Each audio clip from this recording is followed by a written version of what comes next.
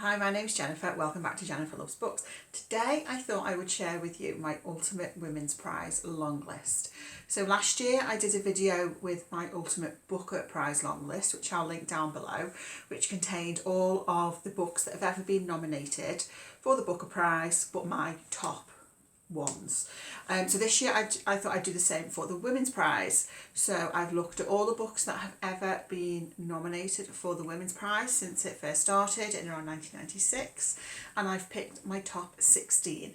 We're going with 16 because nowadays the long list tends to have 16 books. I'll link in the description box below Charlotte Malloy's channel, because the original idea of the Ultimate Booker long list came from Charlotte's video last year.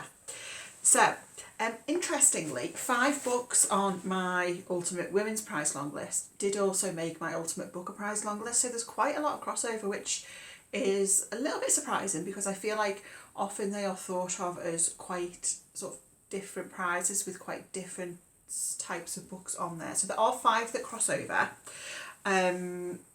One author does make this list 3 times. You might be able to guess who that is. I mean, they could have made it 4 times, but I had to sort of restrain myself from including all of their nominated books on this list. Out of the 16 books, we have 6 that made it as far as the long list, 8 that made the short list, and 2 that were overall winners. At the end of the video, what I'll do as well is I will share with you my personal top 3 from this list. And each author will only appear 1 time in the top 3. In other words, the top 3 is not just all of Sarah Waters' books. So as we go along, see if you can guess what my top 3 is going to be. We'll go through this chronologically. Okay, so the first book making my Women's Prize long list is a book that made the short list in 2002. And it is Fingersmith by Sarah Waters. You know I love Sarah Waters and I love Fingersmith. This is such a good book. It's historical fiction set in Victorian London. We follow a young girl called Sue who sort of becomes embroiled with a sort of gang of tricksters in trying to swindle a wealthy young woman from her money. It's a wonderful, wonderful, wonderful book. We're going to jump forward 2 years to 2004 and a book that made the long list, and it's Notes on a Scandal by Zoe Heller. This is about a school teacher who has a relationship with a younger boy who is a student at the school, and the other main character is another teacher, an older teacher at the school, who becomes aware of what's going on, and it's really a story about obsession in various different ways. They made a film of this which is really good, starring Judi Dench and Cate Blanchett.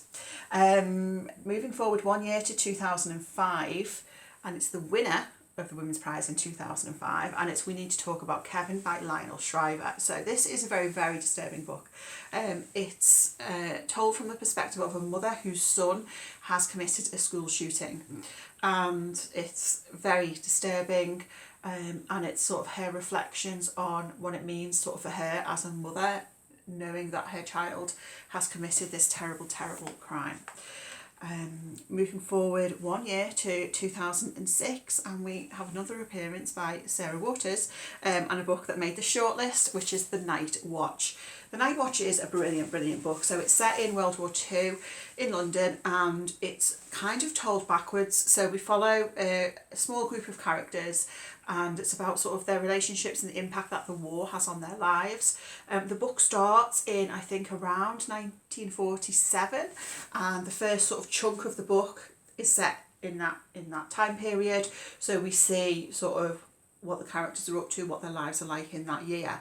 The second chunk of the book is set sort of sometime during the war, so the early 40s, and we see those same characters a few years earlier, and then we jump back a few years to sort of around the start of the war, and we see the characters again. So it's interesting because it sort of tells almost tells the story backwards, like you know where the characters are going to end up, but you don't necessarily know how they got there, how their relationships have developed to that point. Really, really effective way of telling the story.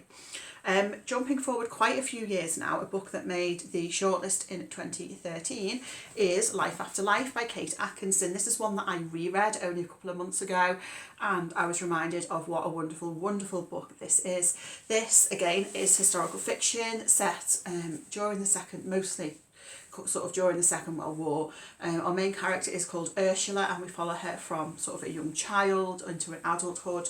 And the interesting thing about this book is Ursula sort of keeps dying, and then we see other iterations of her life as how it would be if she didn't die at that point.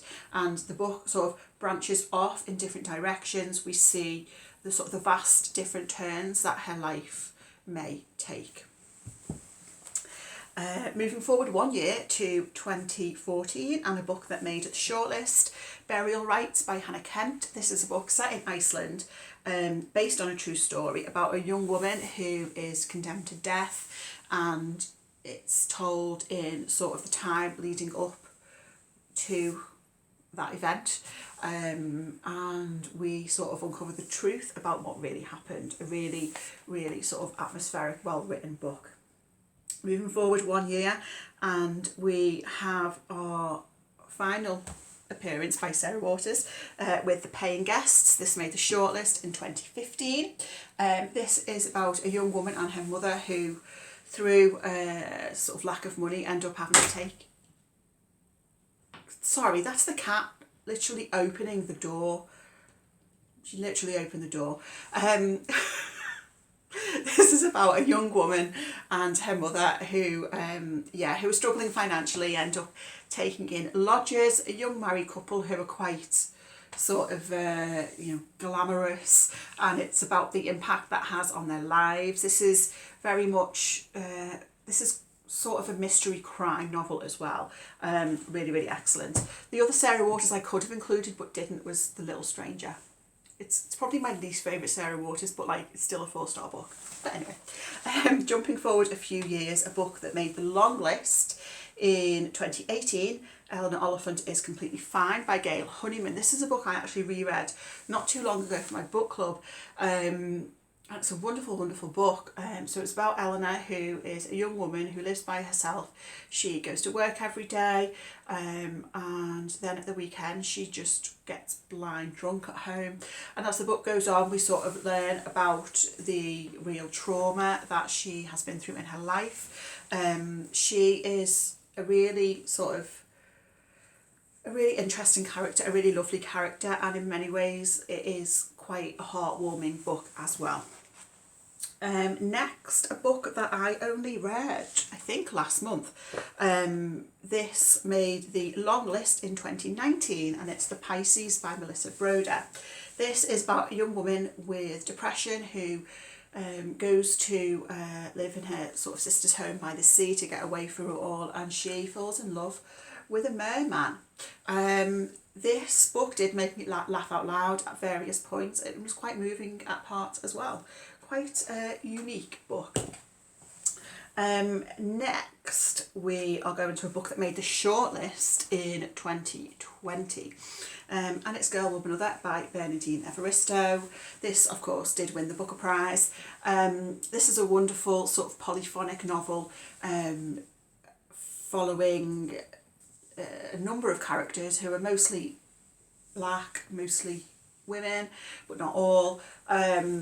And each sort of section is about each of those characters, and we sort of see the links between them, sort of familial relationship, friendships and so on. It's a really, really sort of lyrical, wonderful book. Next, how order should we do this in? So I think there's actually 4 books on here from 2021. I think 2021 had the best shortlist for the Women's Prize. I think there was one book on the 2021 shortlist that I didn't like. I thought the others were all really, really strong. So we go through these in order then. So I've got 2 books on here that made the 2021 long list. The first is Detransition Baby by Torrey Peters. This is a book following 3 characters and their sort of relationships between each other. It focuses on transness and parenthood and sort of messy relationships. I thought it was a wonderful, wonderful book.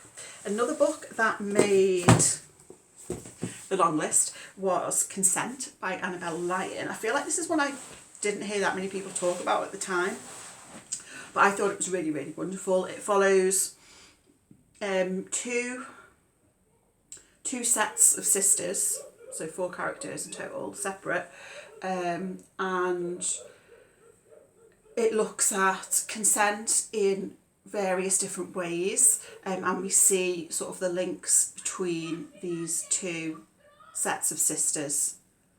I apologise if you can hear kids screaming outside.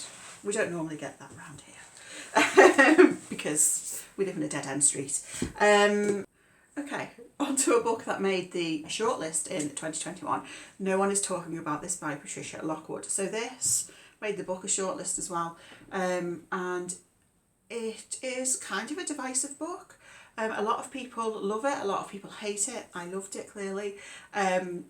It is about a woman who sort of lives her life through social media, but then partway through the book something happens in her personal life and the book sort of takes on a very different tone. I found this to be a really, really moving book. I think a lot of the time it is talked about as sort of like just being a social media novel, and it is partly that, but I think it's much, much more than that as well.